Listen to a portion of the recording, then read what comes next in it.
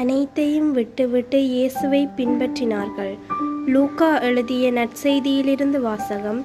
அதிகாரம் 5 திருவசனங்கள் 1 தொடக்கம் 11 நிறைவு பெற. அக்காலத்தில் இயேசு கெனசரேத் ஏரிக்கரையில் நின்று கொண்டிருந்தார். திரளான மக்கள் இறைவார்த்தையை கேட்பதற்கு அவரை நெருங்கிக் கொண்டிருந்தனர். அப்போது ஏரிக்கரையில் 2 படகுகள் நிற்க கண்டார். மீனவர் படகை விட்டு இறங்கி வலைகளை அலசிக் கொண்டிருந்தனர். அப்படகுகளுள் ஒன்று சீமோனுடையது. அதில் இயேசு ஏறினார்.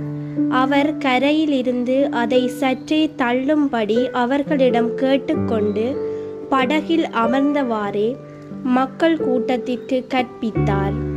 அவர் பேசி முடித்த பின்பு சீமோனை நோக்கி, ஆழத்திற்கு தள்ளி கொண்டு போய் மீன் பிடிக்க உங்கள் வலைகளை போடுங்கள் என்றார்.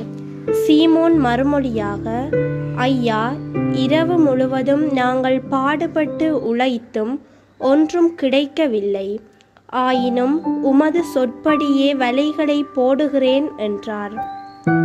அப்படியே அவர்கள் செய்து பெருந்திரளான மீன்களை பிடித்தார்கள்.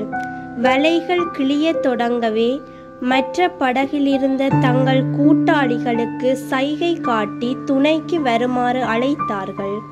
அவர்களும் வந்து 2 படகுகளையும் மீன்களால் நிரப்பினார்கள். அவை மூழ்கும் நிலையில் இருந்தன. இதை கண்ட சீமோன் பேதுரு இயேசுவின் கால்களில் விழுந்து, ஆண்டவரே, நான் பாவி, நீர் என்னை விட்டு போய்விடும் என்றார். அவரும் அவரோடு இருந்த அனைவரும் மிகுதியான மீன்பாட்டை கண்டு திகைப்புற்றனர். சீமோனுடைய பங்காளிகளான செபதேயுவின் மக்கள் யாக்கோப்பும் யோவானும் அவ்வாறே திகைத்தார்கள். இயேசு சீமோனை நோக்கி, அஞ்சாதே, இது முதல் நீ மனிதரை பிடிப்பவன் ஆவாய் என்று சொன்னார். அவர்கள் தங்கள் படகுகளை கரையில் கொண்டு போய் சேர்த்த பின் அனைத்தையும் விட்டுவிட்டு அவரை பின்பற்றினார்கள். ஆண்டவரின் அருள்வாக்கு.